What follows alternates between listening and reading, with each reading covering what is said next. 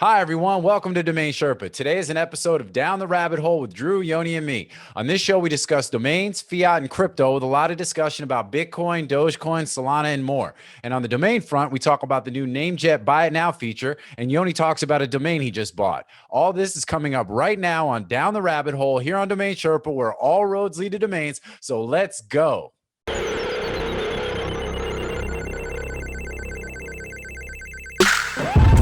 It don't matter what you say, ain't no way that you messing with my team today. It don't matter what you do, I will not lose.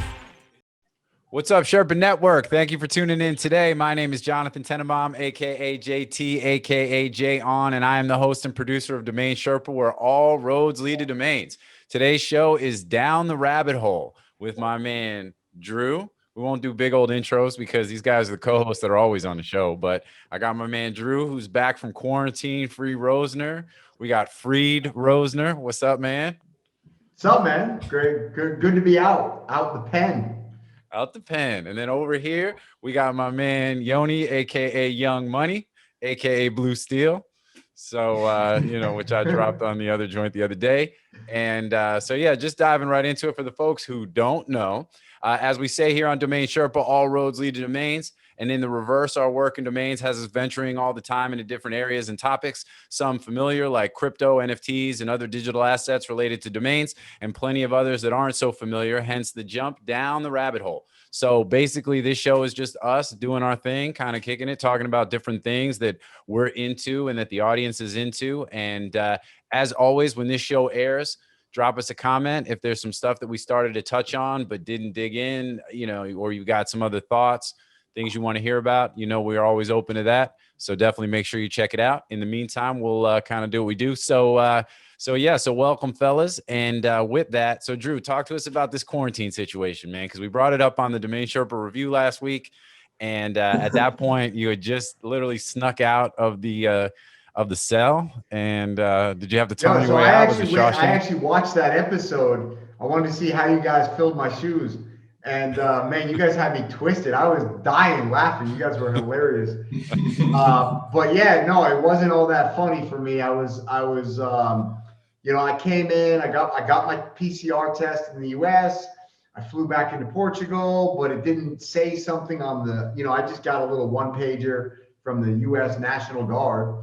And, it was like, just didn't say something it was supposed to say, I guess, for it to be valid for the Portuguese government. And so I had to do a new PCR test. And I had to be in like this quarantine room at the airport for 10 hours waiting for the result. And, it was like saltine crackers and water.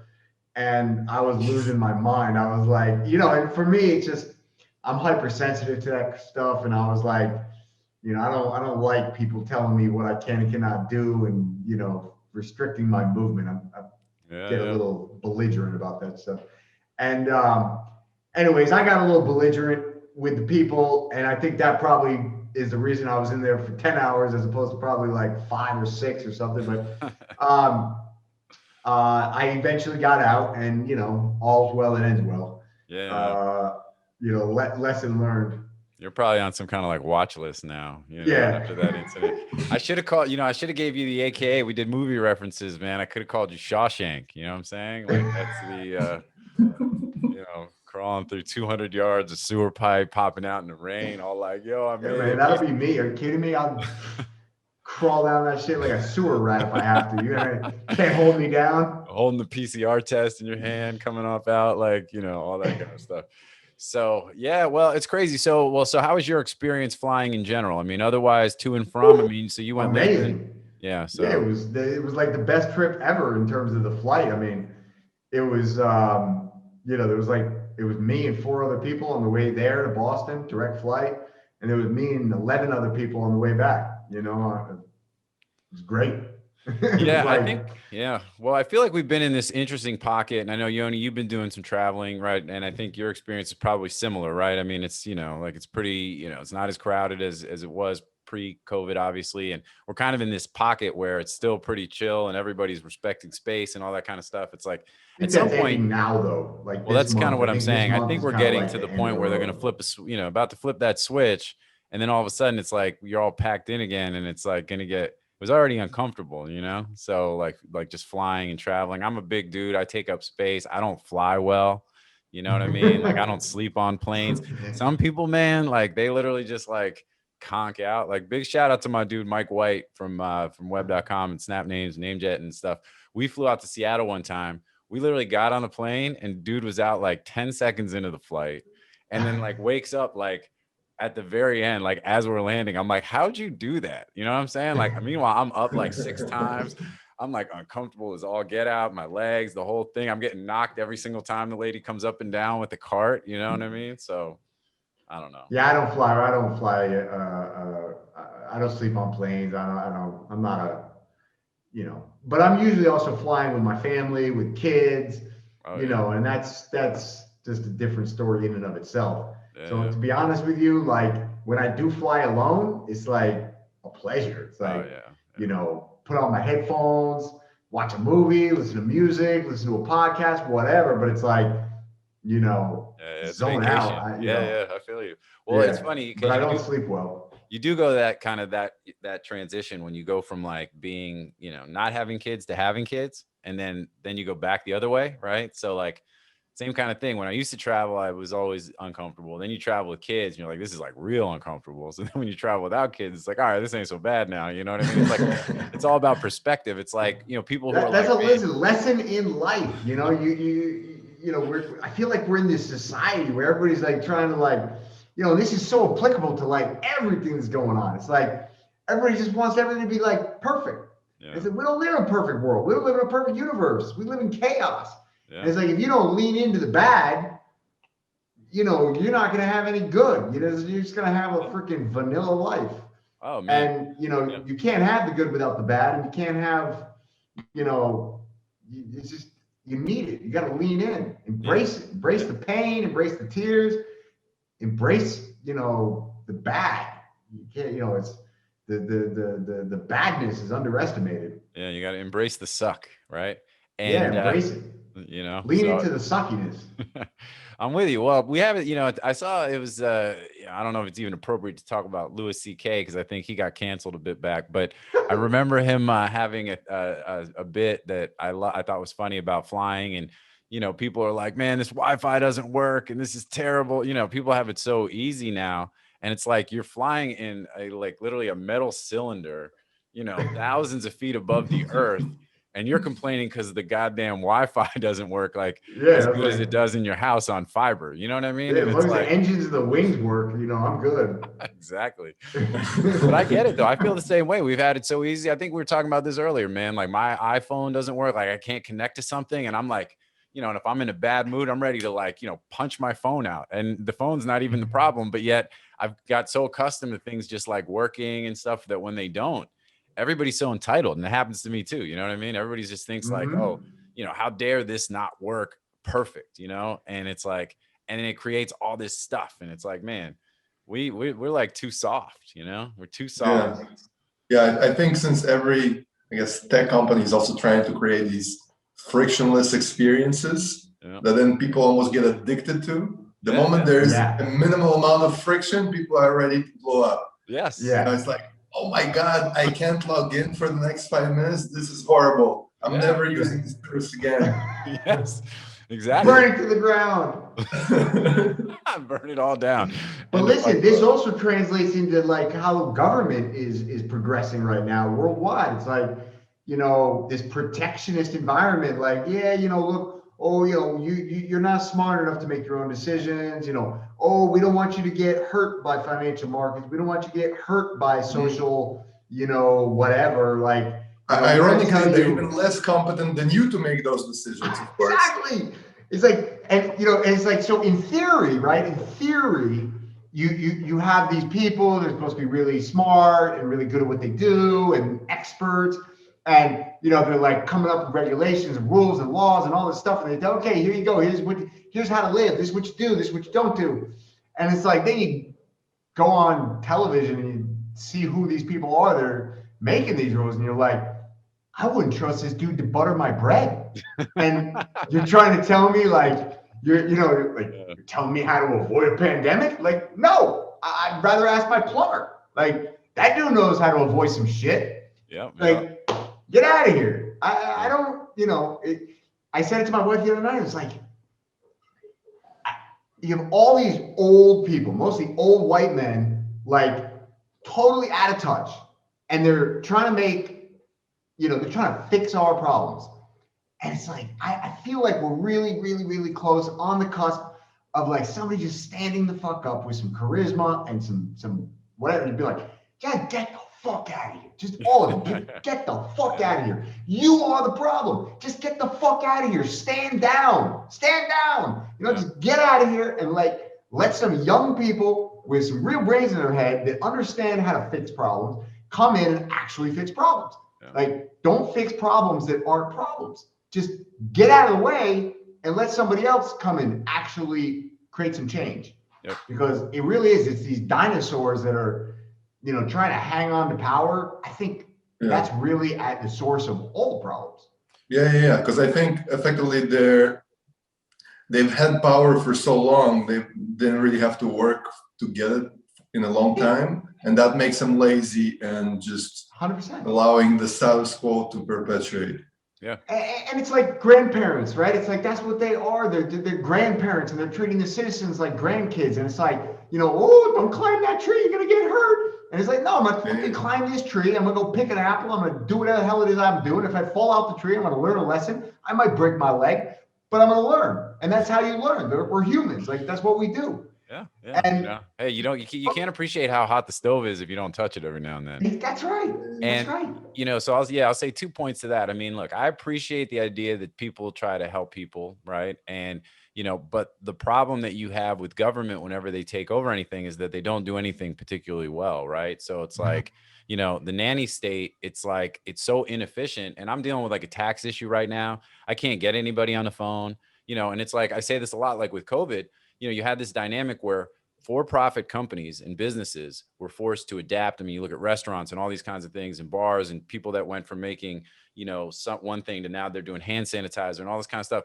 People adapted to survive, right? And to meet the needs of the consumers and to find that right sort of balance between, what do people need? What are they going to pay for? What's going to help us keep people paid and keep the lights on, But government was kind of like, they just got to keep doing what they were doing. Like it didn't matter. Like they're like, they're not getting fired. Right. So it's like, there's no incentive to actually operate well. And I feel bad for some of these folks that I'm dealing with, but I can't even get some people on the phone. And it's like, and then other stuff. And they're just like, yeah, we're backed up months but they're still sending out these auto notices. I mean, it's just this craziness of just inefficiency. And it was already bad. And now it's like that much worse with this excuse hanging over everything of like, well, COVID and and all that kind of stuff. And it's like, but yet, businesses that were forced to, close at times or were otherwise forced to adapt in ways just to survive. Like, it's like, hey, we'll throw some PPP money at you, but other than that, like, good luck, hope it all works out for you. You know what I mean? And it's like, that's crazy to me. So yeah, I'm with you, man. Well, I think it brings up this is a good segue. So we had Warren Buffett and Charlie Munger, right, talking some shit about crypto this week. And I think that when you talk about the old dudes, and I saw some people posting, because it really did open the floodgates to allow people to be like, well, let's scan the record, right? I mean, obviously Warren Buffett's a legend, the Oracle of Omaha, like, look, big shout out to Warren, you know what I mean? But they're like, but if you look at his performance in the last, like, whatever, like, not necessarily great these last couple of years. And it's like, is he short selling? I mean, crypto, right? I mean, he's basically saying he's a bear, right? So now it's like, I don't know, dude, is it time for you to go and maybe, go chill somewhere, dude? You've earned it. You know what I mean? Like, get out the way. I love, what do you say? The asteroid struck, bro. Yeah, sure. It's like, take a short arms. You know what I'm saying? And like, it's like, the last of the dinosaurs. It's like, yo, didn't you get the memo? The asteroid already hit. The asteroid hit, homie. It's time to roll out. You know what I mean? So, and he also does have a fair point though, because look, I'm in that camp too. But I do have a lot of respect for Warren Buffett, and I think that it would be silly to completely ignore, his insights. But I think he is wrong, and I think he already, I think he's wrong on a lot of things. I think he's also okay with being wrong on a lot of things. He's pretty vocal about, look, I know what I know, and I don't know what I don't know. Sure. And he's always been that way, that he only invests in the things that he understands and knows. And he clearly doesn't understand Bitcoin or any form of crypto. But he does have a lot of opinions about Bitcoin, given that he doesn't know. Well, if you're an investor, if you're, arguably the most famous investor on earth. Yeah. And shout out to Warren Buffett. I mean, at the end of the day, like, success is success. I ain't shit to be talking shit, but I'm going to talk shit. So continue. Yeah. But remember, he had the largest market cap company in America. Number one. Not Google, not, Apple, right? Amazon. Apple. It's Berkshire Hathaway, the largest market cap company in America. So, the guy's got a podium to stand on, right? I mean, you got to give him his due credit. So what's at the same time, he didn't even beat the S&P 500 for the past 5-10 years. And if you're a professional investor, that should be at the minimum threshold to evaluate your performance. Not in terms of can you beat it, because that shouldn't even be a question. It should be the extent to which you can beat it by. The other thing that people don't really take into account, the reason that he has such a big company and why he's so wealthy is because he's old as fuck. So really, this is an exercise of, kind of like an example of compounding. There's two things that you need for good compounding. You need a good return on investment, so some sort of IRR or whatever other way you want to call it, effectively interest, and time. And he's just played through a lot of time. People don't even understand that he only became a billionaire by the time he got to be 50 something, So, and now he's, got, 100 billion, let's say. Okay, well, it's not that impeccable. It's just literally, he just plays it out. He probably made half his net worth in the past 5 years, so that's why, there's a lot of other wealthy people that maybe will die in their 60s. So it's an odd comparison.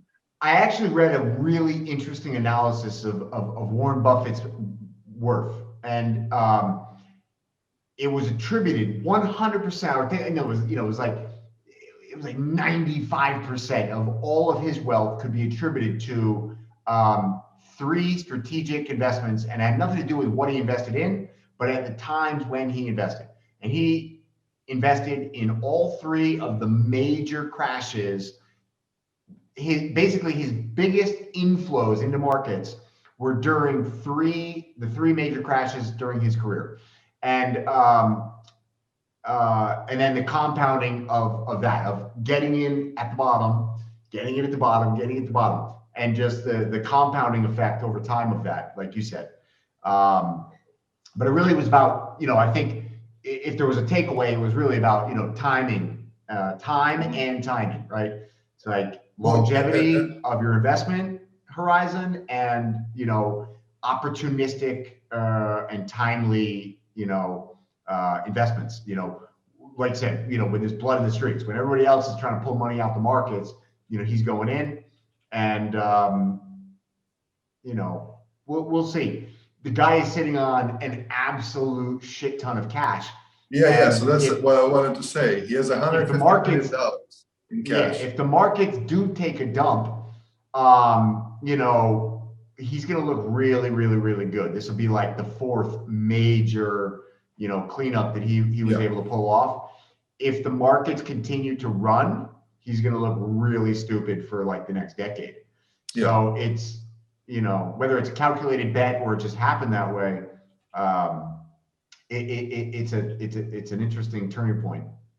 But the weird part is that right now, his issue, as far as I can tell, is that he has this strategy of kind of assuming that things will return to mean. Bet on America. He's specifically not investing in tech companies. I mean, almost all of them. He invests in the ones that there is some obvious product that he can understand, like something like, I think he invested in Apple and so on.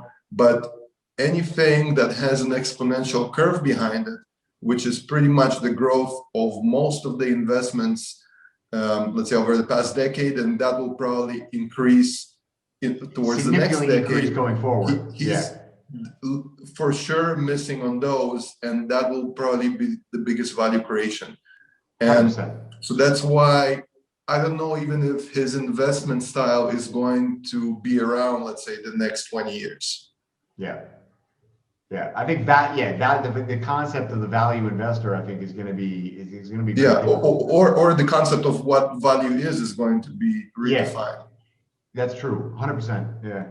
Yeah. I think it was like he skipped that chapter on Metcalfe's law. Yeah, exactly. But I mean, I think, look, at the end of the day, you make a really good point. I mean, he's sitting on a ton of cash. What do we think is going to happen? The markets are extremely active, right now. I mean, there's a lot, like there's definitely an opportunity potential for a correction, and if so, then he'll clean up again. But it might just, look, more and more, I think if there is a correction, it'll just get run right over, like it'll be like an air gap, because there's just too much liquidity in the world. His cash is becoming less and less relevant as more of that cash is being printed. That's fair. Yep, that's a very good point. Or given away as 0% interest loans. And it's like, in some way it's interesting. I went from sort of hating the concept that these guys are just printing money, interest rates are zero, and they're gonna print our purchasing power into nothing. And it's not just the US, it's worldwide, and it's gonna increase. It's gonna, there's gonna be a race to the bottom. Because, what do you think? Europe wants their currency to rise against the dollar because the US is outprinting them? No, how are you gonna export a Mercedes if the dollar's 2-to-1 against the euro, right? And also everybody has the same problem. Yeah, exactly. So I actually kind of flipped my whole thesis on this, or perspective, to I think this is a ways to a means, whether it's definitely not being done intentionally, but I think the result will be that it creates the shifting of the guards, the changing of the guards. It's like the ones that have the most to lose are the biggest, most powerful, strongest companies in the world. They have nowhere to go with their capital, right? I don't know where to go with my capital. What are they going to do? If you got $50 billion, what are you going to buy? Like valuations. You can't micromanage that. You can't micromanage that. Like you're going to go, well, that's a great opportunity on a domain name. Like, how do you move the needle? If you got $50 billion in cash, it's really hard to move the needle. You need Rusky, the bot, to do it for you. Better call Rusky. So I think all that's a great point. And so where do you put it in? Let's talk about Doge then. Let's say, where should he be putting his money? Because we're at a point a week ago. Turn that 401k into a 401k9. Everyone, we'll put the link to the dog money video on the thing, because that's one of the most amazing videos. I can't stop watching. Amazing. Dog money. And so a week or two ago, when we were last on the show, I was telling you guys how I bought some Doge, you know what I mean? And then it dropped, and then Drew was giving me a hard time, man. He was going to make me write on the whiteboard over and over, like Bart Simpson style, I will not buy shit coins. I will not buy shit coins. Well, now Doge is back, son. We back. Now, keep in mind, I'm not heavy in it. I've literally been in this shit for like 2 weeks, but I get to be that guy on here. And, so what I think is super interesting, Gemini is now listing it, right? So it's like, Gemini listed it. The distribution is amazing. Yeah. So now the fact that KFC or these other fast food places are saying that they'll accept Dogecoin, Slim Jim, Like you got all these people coming out like, hey, It's just I mean, it is the meme of all memes. It is just it's incredible. It really is. I still don't own any. I've literally never owned any Doge.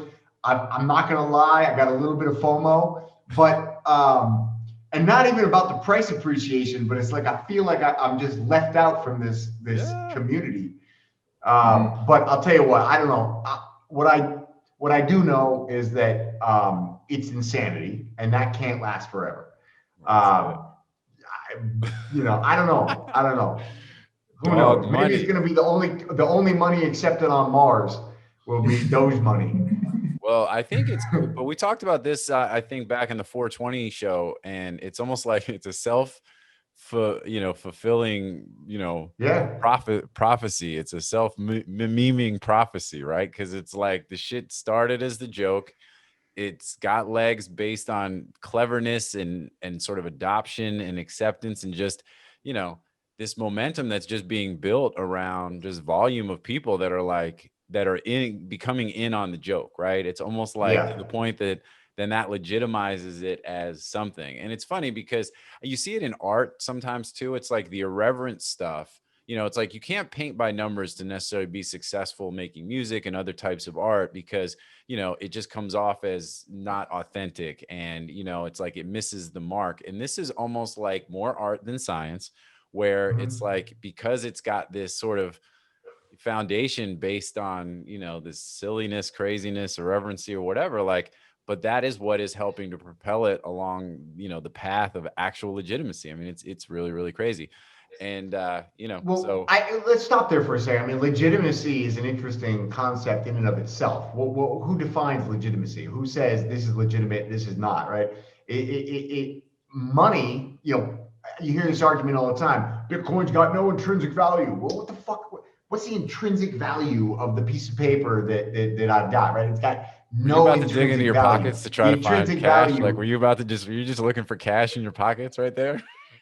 Yeah, I was going to pull out my wallet and I just felt like I was too late. But,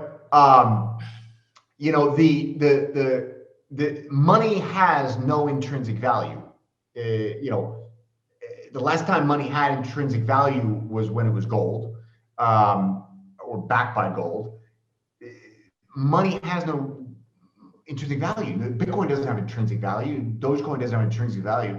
All money is exactly the same as religion. It's just a group think. It's as a group, we say, we agree, we believe, it's a belief system. We believe that this has value. We agree that this will represent a certain amount of value, and we will agree to exchange it for our goods and services that we create or perform. And that's all money is. It's just a belief system. Always has been, always will be, whether it's shiny rocks or paper or digital dogs.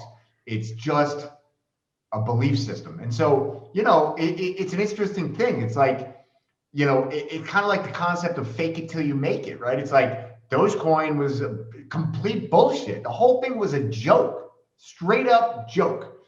But because they're printing money like it ain't no thing, and because people are feeling a certain way about government in general, because people are distrustful of the financial system, distrustful of the media, distrustful of government, distrustful of basically society at this point, the irreverency of Dogecoin almost makes it like, the absurdity of it is what people are latching on to. Mm-hmm. And then at some point, enough people latch onto it, and suddenly it's legit, right? And there we go. There's that word legit again. It's like, well, we just made it legit because now there's 1 billion people around the world who say, I own some Dogecoin. I think it's cool. I like the fact that it's kind of fuck you money. There's something to that. It literally is. Yeah, go ahead.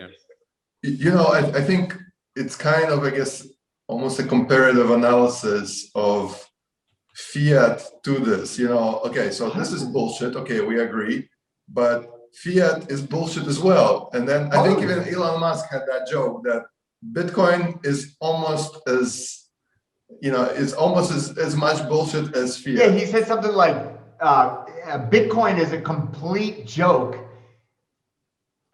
Except something like, no, Bitcoin is not a scam, but he said Bitcoin Bitcoin is almost worthless, but slightly better than fiat or something like that. So really, and that's what people are basing it on. I mean, their point of reference is, well, I have this cash that I get from my salary or investments or whatever else, and do I want to hold it in the form of that cash, or is there something better? And that's really all there is to it. So it almost like, sure, it's made up, but is it more made up or less made up than fiat to begin with? And obviously, most people are going to argue that it's less made up, mainly because at least with fiat, let's say somebody gives you $1, you don't even have a reference point. Well, how many dollars are there? Are they even telling the truth? Are they using like some sort of, like a bunch of back-end financing of their own debts and whatever else behind this dollar? And the real issue is not even, the moment that you enter crypto where the supply is programmatic, the reason it's good, it's not even about, whether the supply is increasing or it's fixed. It's really about the fact that you can predict the level of increase. Because with something like the US dollar, they can tell you. I don't actually think that's even the most important point. I think it's a very important point. But the most important point is actually just that you can verify at any given point what the supply is. Yeah. And so you have that reference point that you're talking about. Because you need at the moment where somebody says, I'll give you 5, whether we were talking dollars, Bitcoin, Dogecoin, whatever, I'll give you 5. Okay. 5 is an arbitrary number unless I know what the denominator is. Exactly. Yeah. Well, and I think a couple other things too. So, you've got this intersection of distrust in the government, right? And like you said, in society in general, and technology has now created this opportunity for people to do these other things, right? So now it's like, because you've got a combination of social media, devices like internet, all that kind of stuff. So now it's like, okay, cool. We don't necessarily need to just fuck with the dollar, right? And it's the decentralized versus centralized. Like, look, centralized is cool if people actually trust where it's centralized, right? But if that's not trustable, then let's go with the mob that is actually, verifiable in a way where it's so community based. And now we've reached a point where it's strength in numbers, right? And you've got such an enormous amount of adoption. And this is Dogecoin, Bitcoin, Ether, all that stuff. So now it's like, and you've got billions of dollars tied up in this now. And, technically all money is kind of a bit of a pump and dump, especially if you can just keep making it, right? But there's more legitimacy around some of the crypto than there is around fiat. And it's like, so now here we are. And when you've got, and we look at the US and we're like, look, US has gone sketchy, right? Not to mention Venezuela and all these other fucking countries that are like, that was my thing from the beginning with Bitcoin, was like, because of the global nature of it, as long as you have economies that are so messed up that, they need real help that's not going to come from within, that they can't even, if we're the best that it is in the US, then, hey, look, there's so much room to run because, again, this is a global thing and, trustless creates trust. And again, strength in numbers. So, all tied together with the tech, and it's like, boom, here we are. Shit is crazy. So drop down, really top down, money ain't a thing. You know what I'm saying? Like, whatever, like, so all good. Yeah, Jay Powell making it rain, dude. And hey, that's what it is, right? And like, like what, make hay when the sun's shining, all that kind of stuff. And so I guess it'll be interesting to see, obviously how a lot of this stuff's gonna play out. But everything's running, man. It's like altcoins, shit coins, stable coins, like, for the most part, you're just seeing 15, 20, 30% jumps on like a regular basis, almost like if you've got your money in almost anything, it's going up. And, I was cash. Yeah, well, that's what I mean. Exactly. In lieu of cash, the worst place to keep your cash is in cash. And we've been saying that, like, if you got a lot of cash and you got it sitting in cash, like, that's why, when we talked about it Ray Dalio, cash is trash. Cash is trash. That might be the title of today's show. Cash is trash. And, because buy domains. Well, even Handshake, you look at the HNS. I'll tell you what, man, I really, like, on a serious note, business is good. We're making money, trying to figure out what to invest in. And I'll tell you what, I can't find anything. You know, it's like, I don't want to own real estate. We talked about this in the last show. You know, no, thank you. You know, markets are high. I mean, I got some money in the markets, but it's like, you know, I'm not trying to put more in. You know, I got my position in crypto, and you know, I'm you know, Good. happy to keep throwing a little bit of something, you know, back into there. But you know, you gotta own some other stuff. So particularly, you know, maybe something productive. And so I just keep coming back to domains. It's like, you know, it's like what is it, The Godfather? It's like, you know, I keep trying to leave, and then, you know, keep reeling me back in. Oh, You know, I can't remember. Yeah, no, it's no. Every time I try and get out, they pull me back in. You know, Yeah. and that's what it is, man. Well, look, that's why, you know, domains are the original NFTs, man. We say it all the time. And, you know, and I think the fact that they're still undervalued, and you've been banging this drum. I mean, shit, go look at the DomainSherpa archives, folks. Like, you'll see, you know, this has been literally, you know, domains have historically been undervalued because for a lot of folks, they're so foundational. They're not sexy. We don't have, you know, there's only so many marketplaces and ways that are, you know, accessible and, you know, to regular folks. And, you know, and that kind of stuff. And it's just been very niche, you know, which is in some ways it's been good because it's allowed us to establish, you know, our space. But it's nice to see more and more folks coming in and more money coming in. And we're definitely seeing a lot of, you know, positive trends based on what's happening in crypto and everything else. So it's like, yeah, man, I'm with you. Well, so talking about platforms, I just saw today, let's talk a little domain talk then. I saw today NameJet just launched their buy it now for their domains. And Yoni, you were saying you didn't see, you just saw this, right? Like you didn't see that? Well, actually, you're the one who told me about it. I didn't know about this. So I figured you were going to be the first dude to have their names on the buy it now. I thought those were all your domains. Because it actually is a great strategy, like based on sort of the way I understand your cycle with selling names. But it's interesting, right? Because if you've got names, the way I'm thinking about it is, all right, if you've got names that you've run once or more times on NameJet that didn't hit reserve or whatever, now you can post it up with a buy it now. And all those people that were previously back ordered or bid on the name are now going to be notified like, hey, buy it now.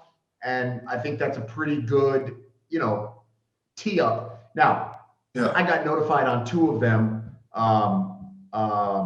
You know, that's how I found out about this today. And then I forwarded it to JT. And then he told me that, you know, this was previously a project that he was even working on. But, you know, I got 2 of them sent to me. And one of them was like a couple $100 for some garbage ass domain. And then the other one was like, you know, like it was like I don't even remember the price. It was like $250,000, you know, buy it now price on a mediocre domain.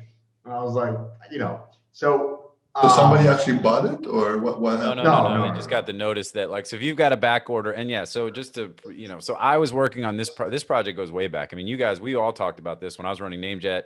You know, we'd been talking about, hey, you know, we need to introduce a buy it now.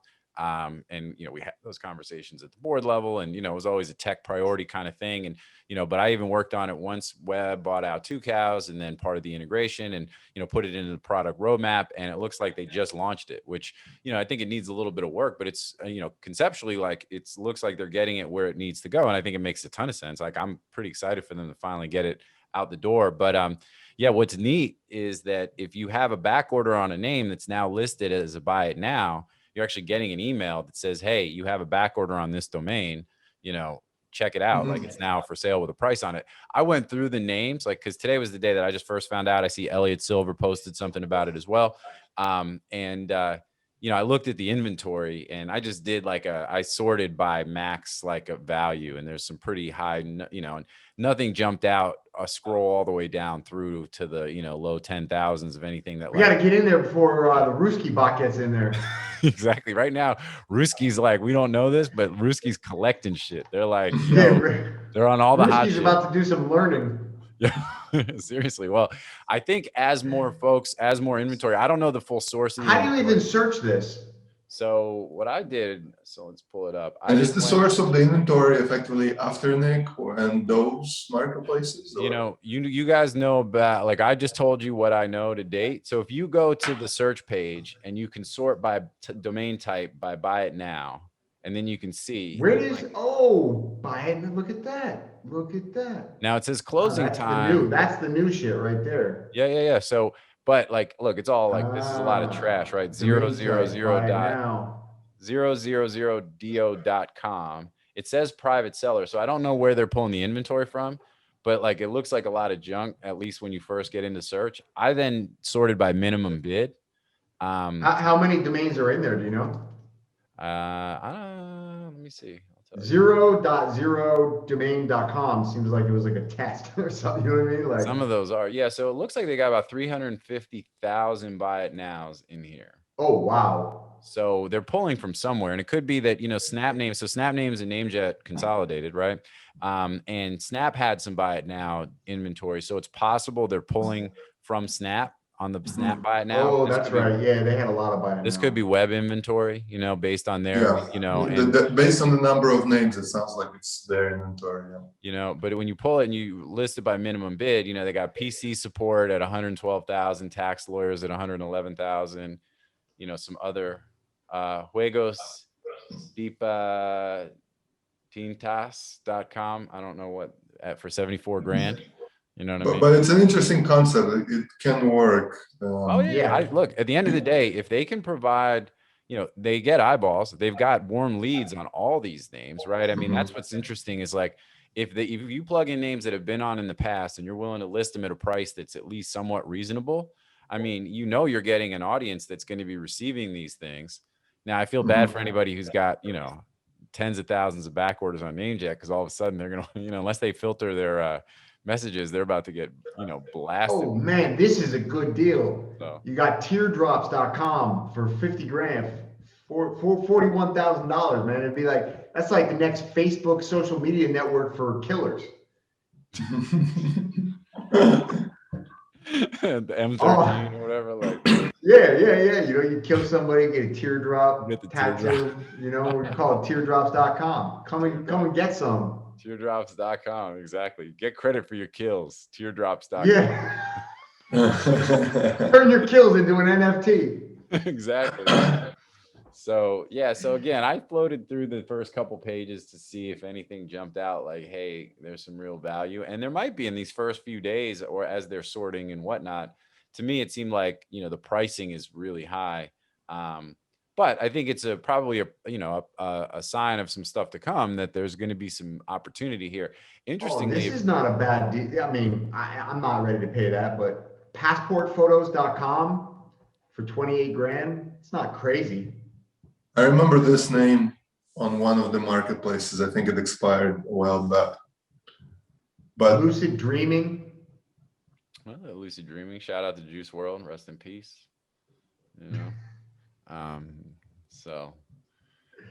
Minecraft typo. Yeah, I saw the Minecraft typo.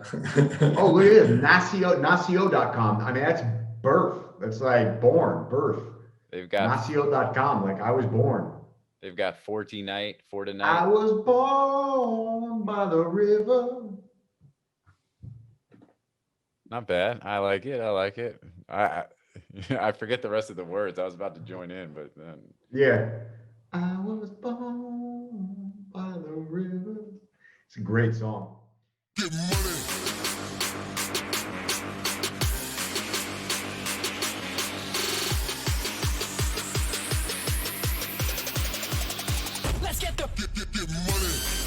Media Options is the industry's leading domain broker specializing in domain acquisitions, high-value domain sales, and domain name consultation. As pioneers and thought leaders on the subject of the domain aftermarket and domain name value, plus through their clear domain acquisition service, Media Options offers startups and established corporations an unparalleled scope of high-value domain options, providing access to domain names and curation technologies not available elsewhere. Media Options believes in the power of a great domain name and is dedicated to helping you obtain yours. Call or email today to put a domain to work for you. All right, so what else is cooking? So I'm having a hard time getting any names lately. Yeah, Yoni, how's the bot doing, man? What's good? Like, what do you guys? You get any? Gangsta.org. Gangsta. Oh, I like it. Yeah, I think I sold that one. But What do you got, Yoni? But anything new on the? yeah, I mean, I'm buying a few names here and there, but yeah, the reality is that the market is very, very competitive right now. Yeah. It's very hard to find names. Effectively, even the auctions I'm in, I end up winning a very, very small percentage of the auctions now. And I mean, part of it also has to do with the fact that I have some other goals and some other businesses I'm interested in getting into. But, sure. You know, I didn't really adjust. Effectively, this is without me adjusting our internal algorithm. So, you know, we're effectively seeing similar names, but we're getting less of them. So that must mean the prices are going up. Okay. And then anything that you've bought recently that's notable or anything cool? Yeah, I bought, well, just yesterday, I guess, or maybe the day before yesterday, I bought alphabets.com. So plural of alphabet. And then I also like the context of kind of like Wall Street bets. Yeah, you know, kind of like bets and alpha at the same time, you know, like seeking alpha. Yeah, like seeking alpha with Wall Street meeting Wall Street bets. Yeah, I like it. I like that name a lot. Yeah, I like it with the alpha bets, as in almost like the 2-word approach, better than just the plural of alphabets. Well, yeah. So this is a name I guess has multiple pivots, and usually actually I prefer those names the most because there are multiple, I guess, avenues to cash in on. Yeah, of course. So you buy a name like that, now what's the plan? So you just bought it yesterday. What's the deal? Well, the only plan is really to put it in parking and, you know, have it listed everywhere as soon as possible. And I mean, that process is the process that we have for that is relatively automatic. Okay. And yeah, I mean, it's not like I have a specific plan that I have for this name in terms of launching a website ASAP, but I do like these names that, you know, have a potential idea brewing, and if something comes along, you know, then I might pull the trigger.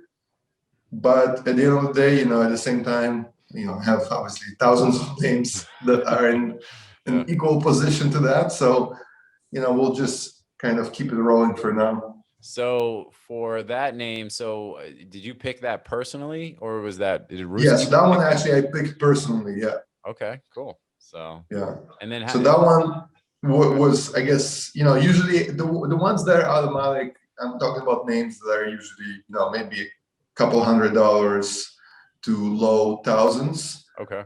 Those ones are automatically, you know, usually bid on in auctions where they're bought. But besides that, anything bigger, effectively, it's just I don't trust the bot enough to allow him to go. Don't tell him that, man. Free will, you know? Don't tell him that. He gets too aware. He's gonna be tapping you on the shoulder, exactly. Be like, I heard you talking that shit, bitch. Yeah, we don't need you anymore. So you don't trust me? That, you don't trust me? Having a budget is gonna save us from a world catastrophe. You know? I like it. You gotta have some you know, some governor on that. Well, we just watched a movie the other night with the kids, Mitchell's versus the Machines on Netflix. It's a brand new movie. It's by the people who did Spider-Verse and the Spider-Man, the animated Spider-Man movie. Okay. And part of it is about like the AI becoming aware and like dude disrespecting like his phone, and then eventually the phone like kind of tries to take over and like, you know. So anyway, so that made me think of it. So check the movie out if you got kids. I think they'll really be into it. It was like that shit was a lot of fun. And but you know, but be nice to your devices because you just never know. You know what I'm saying? So, I listened be to nice to your bots. This is years ago. This is when like the emergence of Siri and Alexa just started to come out, and they were talking about this cultural phenomenon of people like getting really vulgar. You know, like people talk like really nasty to Siri and to Alexa because, you know, there's no consequences. It's just a robot. But it was like a psychologist, and he was like, this is going to have a really profound impact on society. Like, it's going to make people over time less sensitive to each other, and like, you know, like we're gonna basically devolve because of these robot voices. We're gonna be like, you know, bring me a coffee, bitch, and like, you know, like next thing you know, it's like you're yelling at your wife, and yeah, you know, that doesn't go well. Well, you know, it's funny. We joked around about this because we talked a lot about Ruski and Yoni's bot, like on the last show. And I said, I'm particularly nice to Alexa because when she becomes aware and takes over everything, let her remember that I was actually nice to her. But we tell the kids, like, we correct the kids if they actually speak not nicely to Alexa. We're like, yeah, I do it to myself. Like, I'm actually a fairly vulgar person. I swear a lot. And but I actually catch myself, like, I really try to be like really polite to for no reason. Even when I'm completely by myself, I like try to be really polite to Siri. I'm like, gotta get a psychologist. Siri, could you please put a thing on my calendar? Yeah. And yeah, I don't know why. It was basically because of that interview I listened to. I was like, oh, okay, I'm gonna check myself. Yeah, well, like, the only thing I'll do is sometimes I'll get all passive aggressive with Alexa. Like, if I ask Alexa, oh, look, she's talking back to me. See that? She recognizes. Well, so when Alexa like doesn't get what I need and it's pretty simple, then I'll be like, Alexa, how much is Google Home? You know what I'm saying? Like, like, you about to get replaced. You know what I'm saying to you. You know what I'm saying?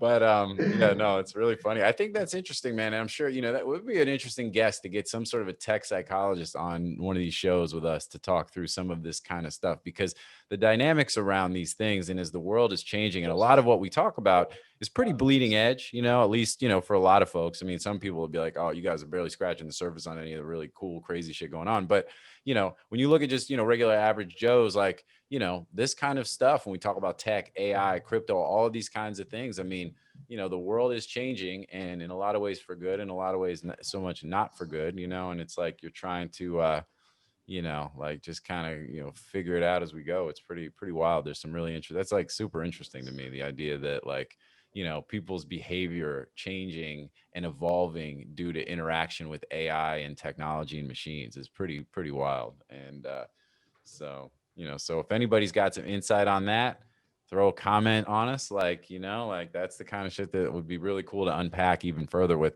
especially with somebody who really kind of could, with some good insight to know what they're talking about. So all good. So, man, there's some pretty raw trademark oh yeah, infringing names out here. Yeah, man. Well, that's the thing. As we're talking now, like, I'm literally scrolling through every page. I'm about to like throw some stuff in the cart, and I see the same stuff. There's a few in here that it's like sick. The most blatant one, I was like, sixflag.com. I was like, whoa, snap. Like, hey. And then you got nasagov.com. That's actually probably a great typo to own. Oh, let me just check it. Hold on, I'm going for that before Yoni does. $7,500. NASA Gov is getting about 80 type-ins a day. That's not, with the emergence of space, that's probably not a terrible look. Yeah. Oh, speaking of space, like, RussellAthletics.com. How what is their domain? I don't know that. Isn't that the official company name? Like, what's their domain? I'll tell you. It's Russell Athletic. Yeah. Oh, and it's also not athletics. It's the RussellAthletic.com is their one. But speaking of NASA and space, just because we kind of interweave through a lot of stuff. Yeah, anybody watching that For All Mankind show on Apple TV? You guys into that at all? No, I don't own a television. Yeah. Oh, right. You're not really a TV guy. No. But we had a thread going the other day on Twitter talking about The Wire and Breaking Bad, and so we just kind of got hooked up on Apple. We had an Apple TV subscription, just finally put it on the TV, and so I watched Ted Lasso. I don't know if you're messing with that show at all, but that shit is so funny. It's like the movie Major League, but like it's Jason Sudeikis, and it's just really, really good.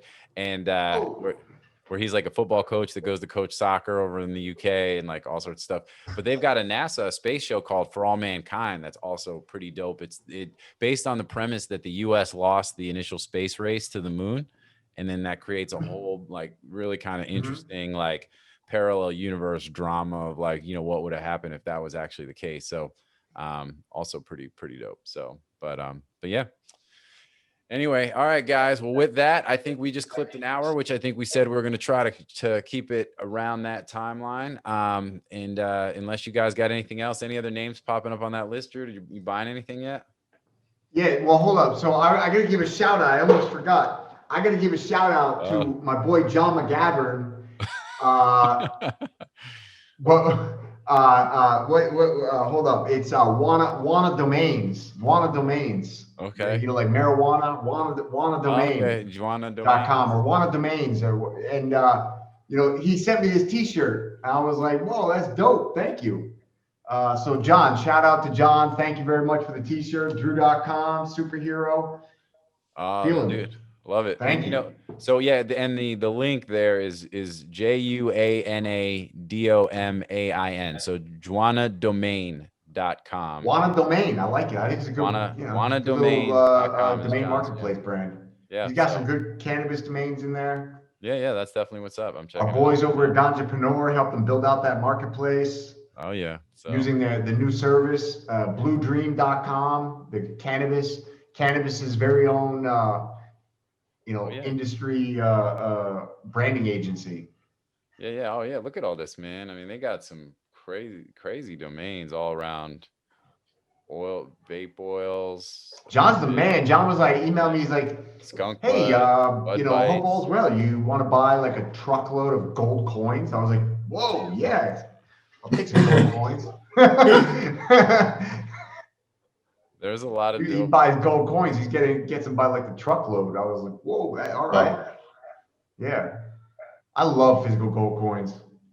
Anyways, shout out to John. Yeah, you're my man. That's definitely what's up. So, and shout out to Noel and the folks at Ganjapreneur, that business. You know, like I've said a couple of times offline, like, you know, we undersell that a little bit on here when we mention it. Even when we had him on the 420 show, you know, talking about, you know, the #1 blog in the cannabis industry, but they've got like a really great business around the marketing side of that business. I mean, the articles, the news, the legitimacy and, you know, around everything they do there is like really strong, but, you know, they've got a great marketing sort of business that, you know, that is layered on that is like doing really, really well. And it's cool. Great people too. So all good, you know, all fam shit. My people.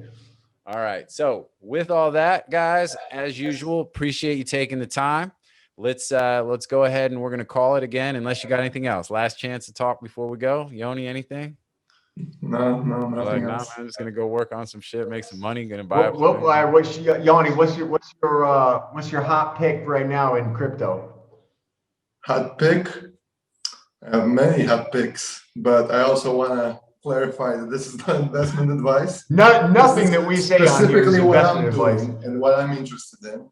So I'm interested in a lot of. Let's make sure we put a disclaimer like loud and clear. I'm gonna tell Billy. I'm gonna tell Billy to post just it. In general, like across every show, that we should just reiterate. Yeah. I mean, I know there's a disclaimer statement like in the website, but we should just further declare that nothing we say is financial advice. I'm gonna have him cash do is trash. Yeah. Cash is trash. That's the only financial advice that I will give you because I'm gonna have him like interrupt the show. 100% sure that your cash will be worth less tomorrow than it is today. I'll have him like interrupt the show at times, but this is not investment advice. Like, is it like coming in voice of God kind of style? So, but yeah, definitely not invest. Don't listen to us, but listen to us, but don't follow us. So for me personally, I'm really interested in the whole Solana ecosystem. Okay. So I mean, Drew and I talked about it before, but Solana.com, by the way, was mine. I bought Solana.com. It was being brokered by Amanda Waltz back when she was Igloo. That was years ago, and it came up, and that name, I was like, oh, I like that name because I like solar names. And I thought, okay, Solana, that's a cool brand for something solar. And there was a ton of end users. So I bought it. And then I sold it to that guy. I think it was like 200 or 250. But, that was before it existed. Yeah. That was before he even launched. And now I'm like, oh, man.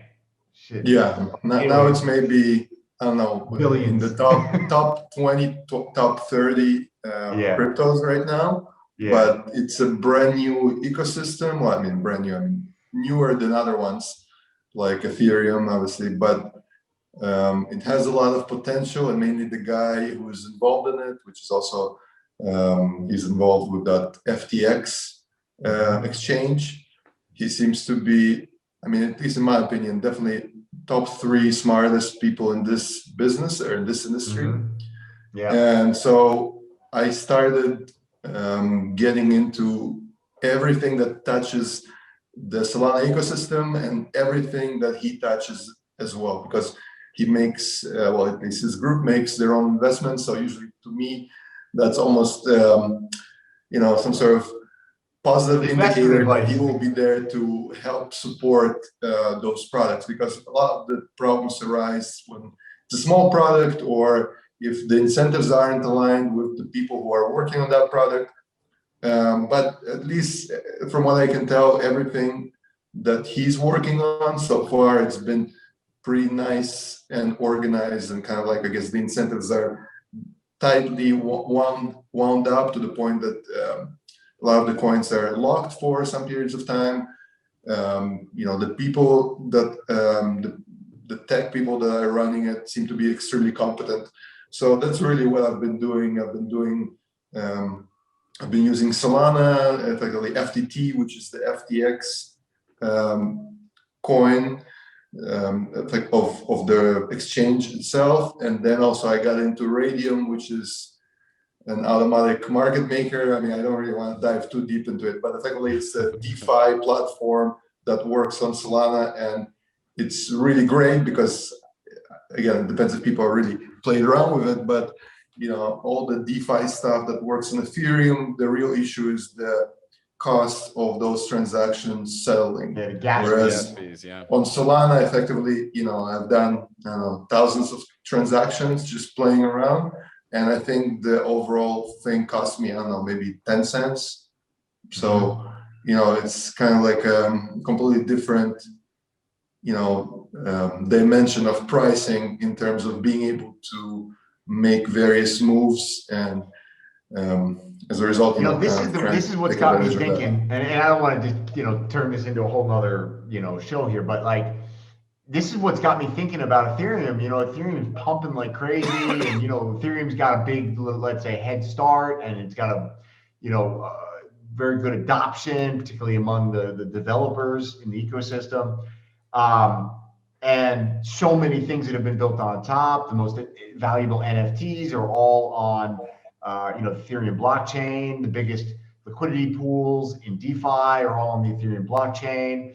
And so, like, there's a big head start there. But the gas fees, like, I'm an investor in a business that operates entirely on the Ethereum, or formerly operated entirely on the Ethereum blockchain.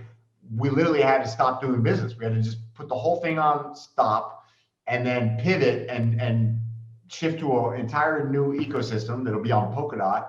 And it's like, where does this leave Ethereum when you've got Polkadot, and you've got Avalanche, and you've got Solana, and you've got some really exciting, interesting projects that are doing exactly the same thing, serving the same purpose that Ethereum served, but maybe better, and maybe certainly cheaper, and without the freaking unicorns, butterflies, and rainbows.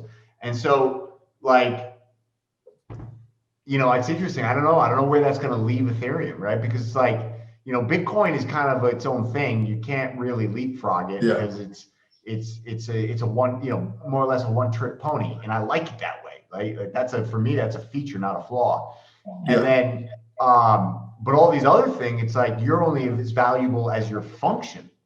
And if all these other things are serving your function, but better and cheaper, and like, they always say, like, in order to overcome an incumbent technology, you need to be 10x better.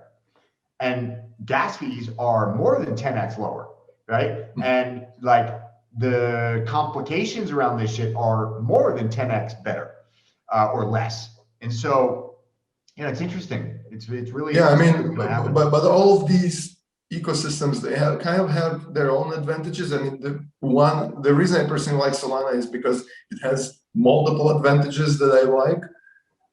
But let's say Ethereum, at least in the moment, is more decentralized than Solana, for example, and more decentralized than Polkadot. So that's an advantage. And at the end of the day, I think what will, obviously I can't predict it, but if I were to guess, I would say that effectively each one of those ecosystems is going to steal market share from Ethereum at specific items that they're better at.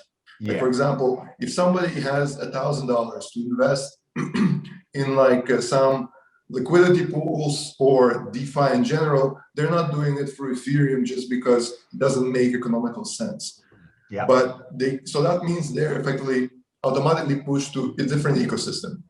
Yeah. Now, Ethereum still has value to offer because it's still the first to market and it has the biggest following, and it could be too big to surpass in the even medium term just because it just already has the momentum. But you know, by the same time, I think at the end of the day, they're all kind of like, let's say, different, as if they're different banks or as if they're different companies, just because there is another bank that, let's say, offers you cheaper rates, better interest, and so on. It doesn't kill a different bank from existing. It is possible for them, obviously, due to kind of like Metcalfe's law and the fact that there's lots of, the environment is much more frictionless than, you know, traditional environment, because you as a person can participate in any ecosystem, doesn't matter, let's say, how far away it's located from your house, right? So due to that, there's going to be, the dynamic can switch way faster, but at the same time, you know, I think a lot of these things move, you know, slowly in terms of value moving into those ecosystems. So for example, Ethereum, a lot of the value that moved into its ecosystem is actually from Bitcoin. So in other words, people who had Bitcoin, they wanted to kind of dive in a little bit deeper, they got Ethereum. And in my opinion, at least, if you want to dive in a little bit deeper, you dive into one of the other ecosystems and kind of check it out. And obviously, all of these things have their own potentials and their own kind of, I guess, future promises and flaws. Yeah. And it's hard to see how it plays out. But, you know, this is a whole other thing. But there's just so much value to be unlocked there. It's amazing.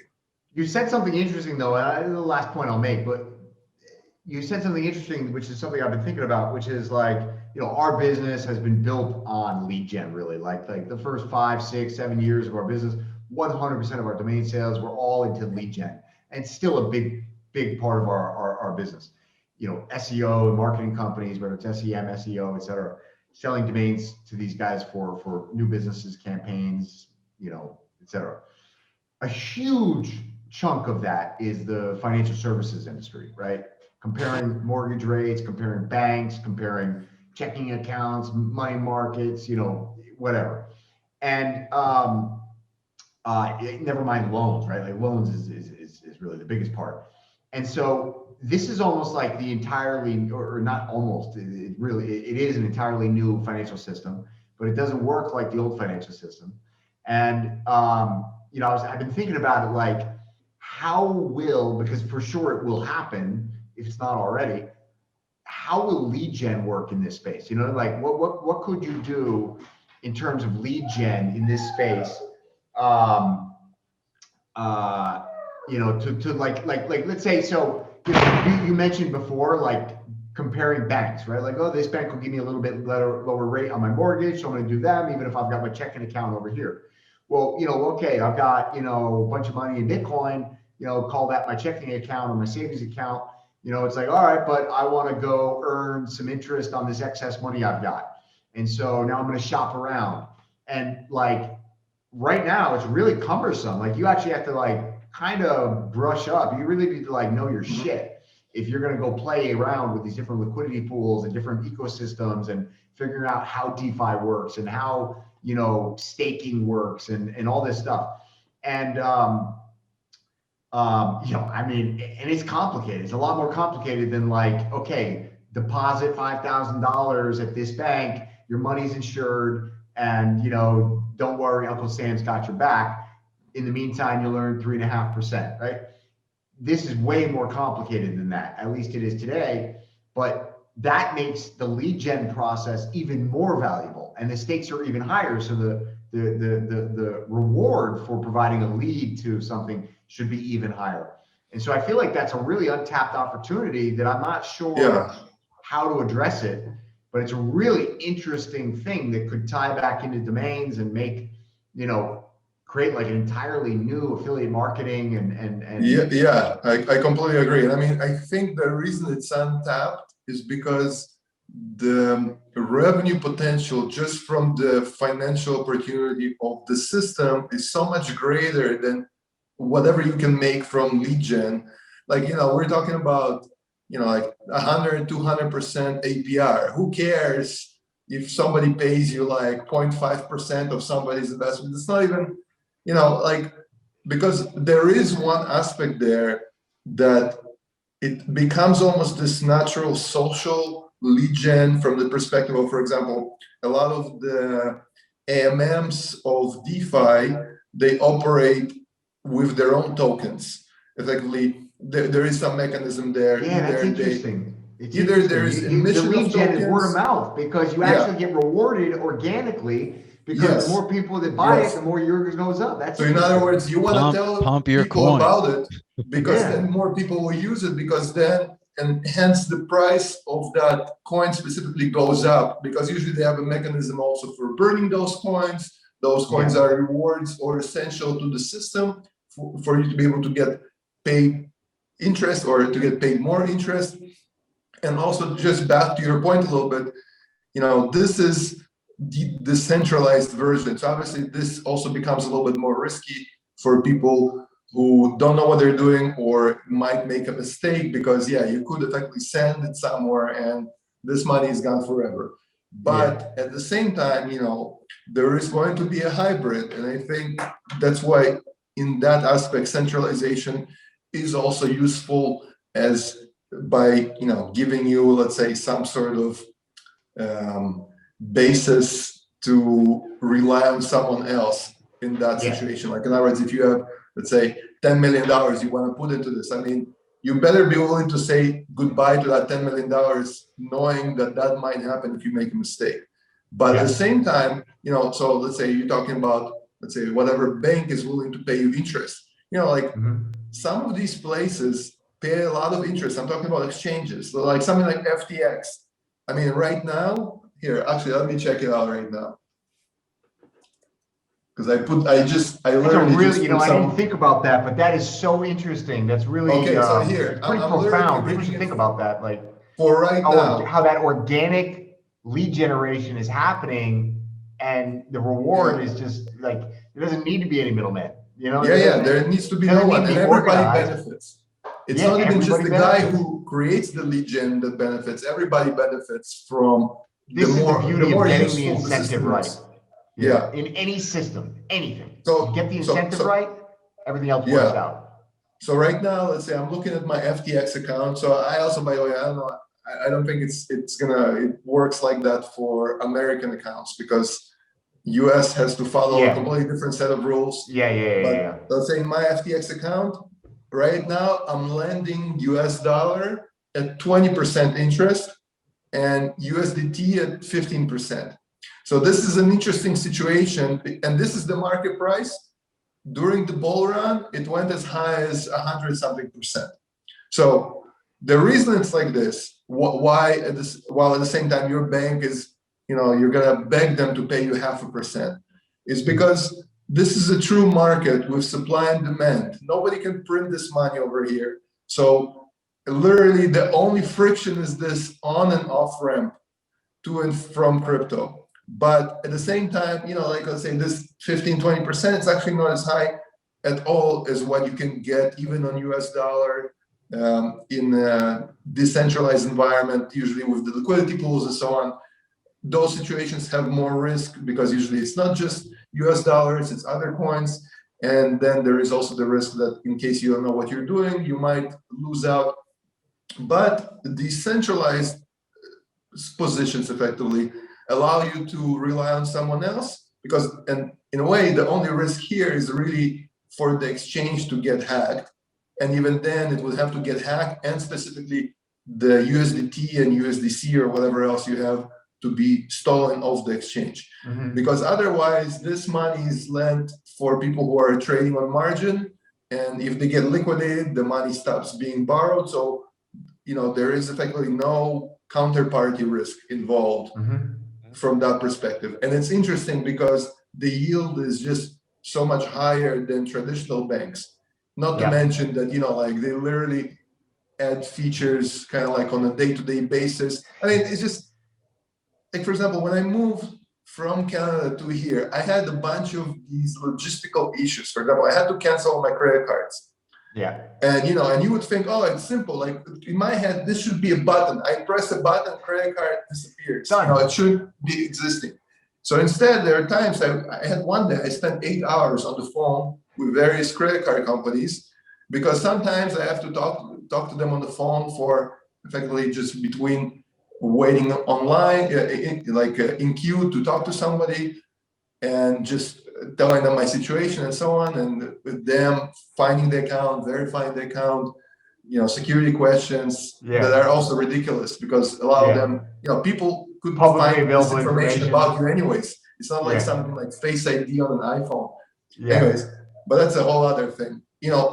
So, and this is if it's just to cancel. If I had to cancel, and then one time I had a credit balance on there. So then they had to withdraw the credit balance.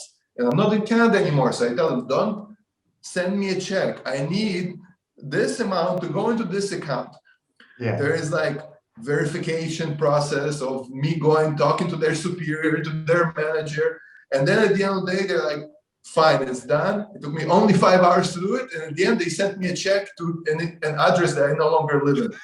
So, whereas something like this, in this environment, or especially in a decentralized environment, it's set up already from the get-go to be foolproof. In other words, you press a button to something like, let's say, exit the liquidity pool, any interest that you have that you've earned, any amount that you have that you've earned is going to be automatically deposited to your wallet. Why? Because there is no other option that should be possible. Yeah. So it's just the fact that we're dealing with this, or when I wire money to somebody, I have somebody from the bank calling me and asking me a million questions. I mean, it's a ridiculous, just even the concept of it is ridiculous to me now. But here we are, we went full circle, right? This is exactly where we started. It's like, get out of the way, dinosaur. It's like, clogging up the system. Like, get out of the way. We got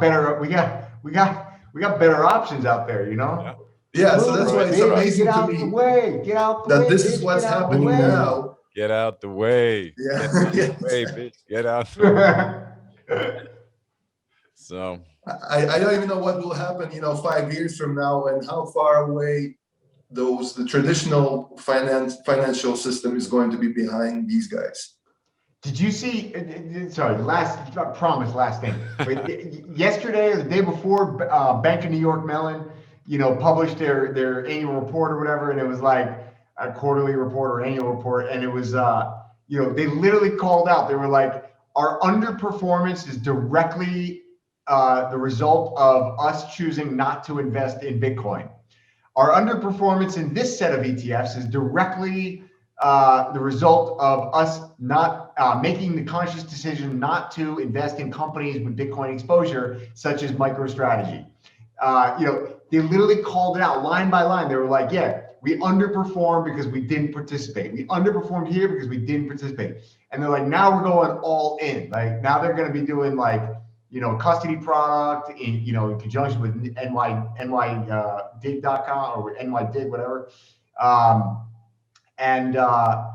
It's interesting. I think this whole DeFi world, this whole it's just going to eat the banking system. It's just going to eat. And also the cool part is that you can create value, and you can create effectively by, let's say, in putting money into a liquidity pool, you're effectively providing liquidity for people who want to exchange. So there is margin to be made there, and that's without even anybody having to agree to anything. This is just happening on a kind of not really P2P, but that ends up being the end result. Yeah. There is no central entity, there's no faxing 90 pages of documents. And amazingly, it works way better than anything that anybody came up with in the traditional system. So, they're doomed. Well, yeah, and I mean, I think that right, and as you have companies that are just going to start pushing more and more of their cash into crypto and everything, and then once the banks and the other, you get more ETFs and everything else. I mean, it's like you said, it's like for example, right now, if I want to send you US dollars, what's the fastest way? I'll tell you what it is. It's something like USDC. I can send it to you. You'll get it in literally a second. Instantly. And there's nobody who's going to ask me a question. There's nobody who's going to ask you. And, it's free. Like if you send it in something like Solana, it's like effectively, like 10,000th of a penny or whatever. Yeah. So the fact that exists while at the same time they have something like a wire system exist, I mean, to me, it's just baffling. Yeah. Well, and this goes even to the thing about, we talk about domains when we had Brad Cam from Unstoppable Domains on Sherpa, and we talked about how their system is so much better than the ICANN system, and their tech is so much better. And at the end of the day, it's like, it comes down to adoption and other factors. But if we're relying on the old shit just because, hey, that's who's in charge, I mean, I think we keep coming, and this goes back to what we were talking about earlier, where, the paradigms as they shift, people are like, why do we have to follow the old rules? Why are you guys aren't in charge anymore? Like, oh, I'm sorry. You guys thought you were still in charge? Oh, my bad. Nobody told you.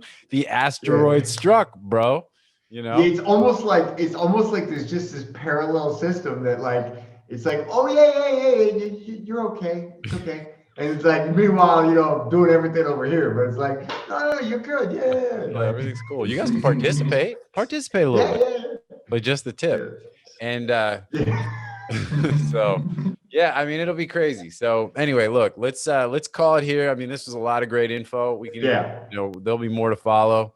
But I think there's a lot to unpack and a lot of good stuff here. So cash is trash. Just, let's, keep your eyes open. It's crazy out there, but, appreciate you guys as always. This is definitely what's up. This was a good one today. Appreciate the audience as usual. Without y'all, there's no us. Thank you for tuning in, and we will catch everybody next time on Domain Sherpa, where all roads lead to domains. Down the rabbit hole.